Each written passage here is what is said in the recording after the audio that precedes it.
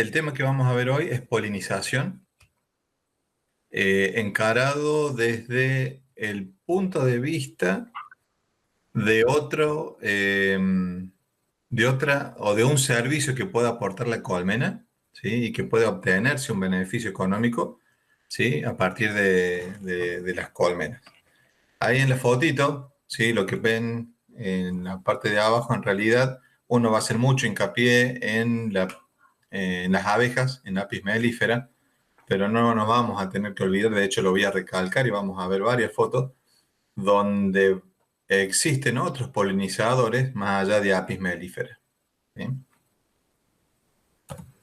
Fíjense, bueno, ahí solamente, esa es lo que ven ese dibujito bastante claro, es solamente, es una imagen que resume en todo el ciclo reproductivo de una planta, ¿sí? Nosotros nos vamos a centrar en una pequeña parte de esto, y lo que tienen arriba es el concepto de polinización, que es ese proceso de transferencia de los granos de polen desde los estambres hasta la estructura femenina, ¿sí? Hasta el gineceo, hasta el estigma. Donde a partir de ahí, luego de la fecundación, tenemos la posibilidad de obtener frutos y semillas y frutos, ¿sí?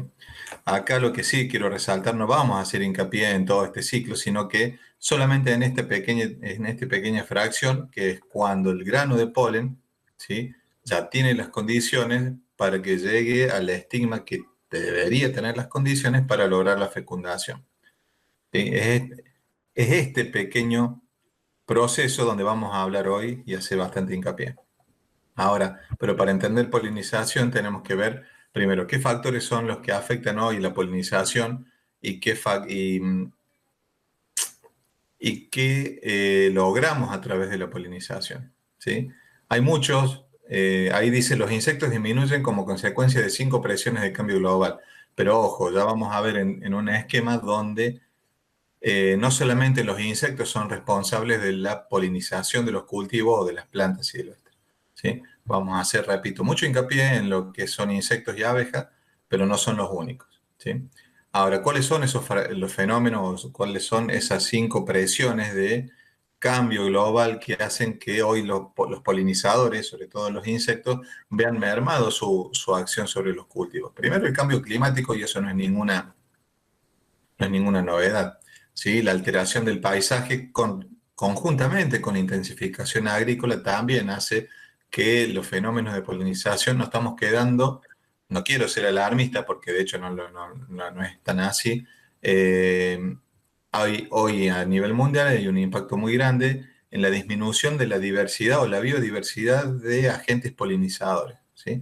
Y viene de la mano de todo esto que estoy nombrando: el cambio climático, la alteración del paisaje, la intensificación agrícola, la incorporación de especies invasoras, ¿sí? Acá en Argentina hoy tenemos un ejemplo muy clarito sobre todo en la región patagónica, de la incorporación de un abejorro que está desplazando los abejorros naturales, ¿sí? Y bueno, tienen algunos fenómenos de falta de polinizadores en algunas plantas, sobre todo para especies de fruta fina. Y también, más allá de esto, la propagación de agentes patógenos, ¿sí? Estos 5 factores hacen hoy que sobre todo los insectos tengan un impacto negativo, o la presencia de insectos se vean disminuidos y que tienen efecto o cumplen las funciones de polinizador. Pero bueno, esta polinización tiene por dos lados fenómenos como son los responsables del mantenimiento de las poblaciones, no solamente de los cultivos, vamos a hablar mucho de cultivos, pero no solamente eso, no nos olvidemos de las plantas silvestres, las plantas nativas, ¿sí? Sobre todo, y apuntando al beneficio económico que tiene para la humanidad.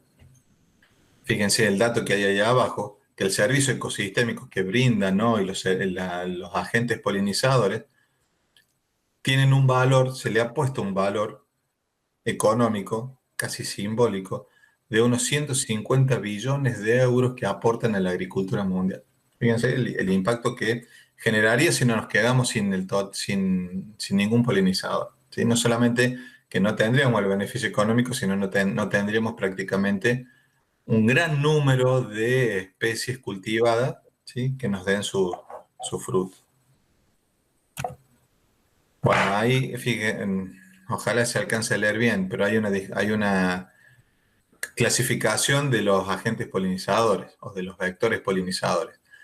En una primera medida, la parte biótica, donde tenemos insectos como agentes polinizadores que son tremendamente importantes, pero no son los únicos, porque también como factor biótico tenemos aves como los colibríes, mamíferos, ¿sí? Murciélagos, ratones, monos y hasta las mismas personas, hasta el mismo hombre tiene la posibilidad de hacer polinización manual, ¿sí? Y después tenemos factores abióticos como agentes polinizadores que son el agua, ¿sí? O polinización hidrófila para aquellas plantas acuáticas, por supuesto, sobre todo, o el viento con la polinización heliófita o anemófila. Lo que sí vamos a empezar a valorar ahora es el impacto que tienen los insectos, ¿sí? Como agentes polinizadores. Ahí, bueno, no se nota muy bien, pero fíjense, a su izquierda tienen algunas especies, ¿sí?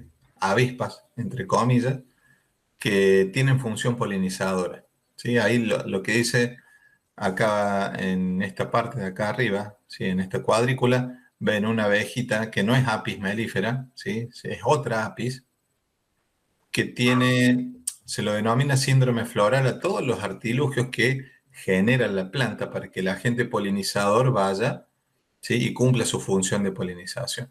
Ese síndrome floral viene acompañado de los colores de las flores, el tamaño de las flores, las recompensas que le brindan esas flores a esos polinizadores, como abundancia en cantidad de néctar, no solamente abundancia, sino néctar más o menos concentrado en azúcares, más o menos cantidad de polen, inclusive estructuras florales que están tremendamente relacionadas y vinculadas y coevolucionaron prácticamente con esos insectos, ¿sí?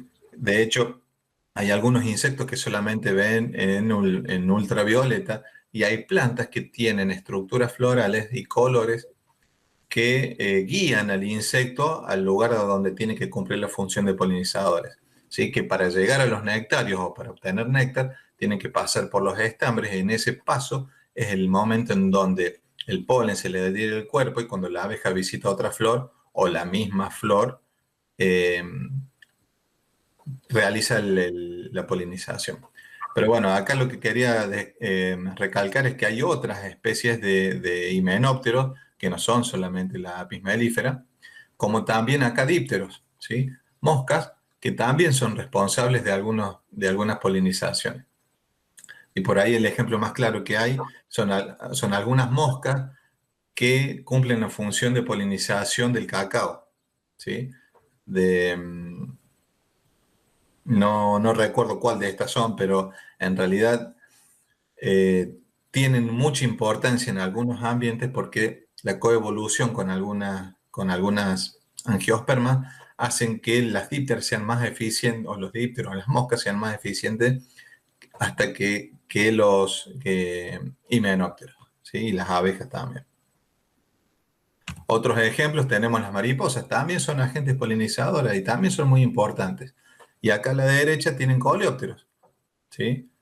Por ahí no parecen que sean significativos, pero la sumatoria de todos estos agentes polinizadores, junto con el aporte que puede hacer Apis mellifera, tienen un efecto sinérgico tremendo, ¿sí? Está visto y hay muchas publicaciones y hay muchos trabajos de investigación que avalan que aquellos polinizadores exóticos, pero principalmente nativos, ¿sí?